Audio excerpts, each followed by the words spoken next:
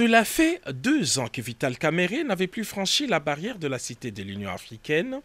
Près d'une semaine après son acquittement dans les dossiers des 100 jours, le tout premier directeur des cabinets du chef de l'État est venu rencontrer ce mardi soir le président de la République, Félix-Antoine Tshisekedi Tshilombo.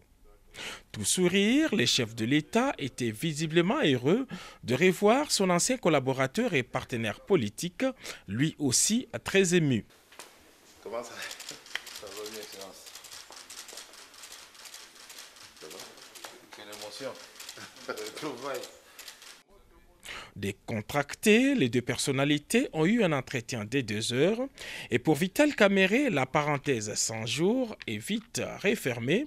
Il est temps de renforcer les partenariats politiques et se mettre au service du peuple. L'émotion des retrouvailles, et puis je dis que Dieu est grand. Tant que tu crois, tu as la foi en Dieu, tout est possible. Et c'était aussi la joie de retrouver un partenaire politique. Ce sont là les premiers mots.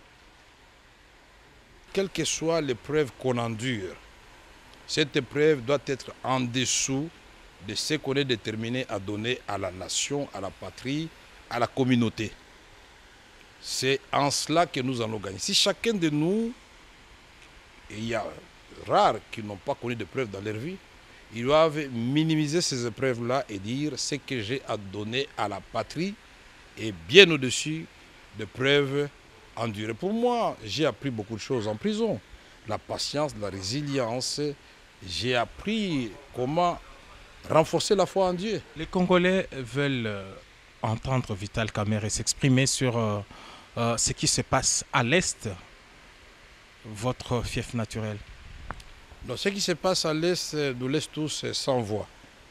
Et chaque Congolais, digne de ce nom, ne peut que répondre à l'appel qui avait été lancé par le gouvernement, par le président de la République, pour que chacun de nous puisse œuvrer pour que la paix revienne dans notre pays. Et ce ne sont pas des ressources intellectuelles, ce n'est pas la sagesse, ce ne sont pas ces ressources-là qui manquent, mais nous devons revisiter notre outil de défense, les renforcer pour que nous puissions gagner des guerres. Mais il n'y a pas que l'option militaire, il y a l'option diplomatique, il y a des côtés humanitaires. Pendant que nous parlons, il y a les gens qui sont en train de dormir à la belle étoile.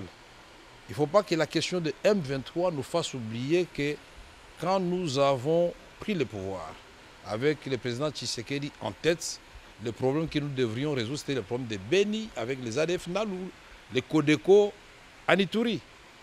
Est-ce que le M23 n'est pas une diversion pour nous faire perdre ces challenges que nous avions déjà presque gagnés?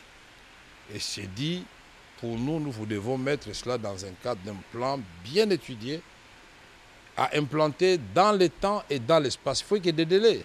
Certains vous voient Premier ministre, d'autres vous voient à d'autres fonctions. Vous voyez où dans les prochaines semaines pour faire ce que vous dites aujourd'hui être en mesure de faire? Je me vois comme un citoyen congolais déterminé à aider son pays. Cette sortie médiatique marque la rentrée politique du patron de l'UNC. Dans les prochains jours, VK se lance déjà dans la bataille pour la conservation et la consolidation du pouvoir sous la bannière de l'Union sacrée de la nation.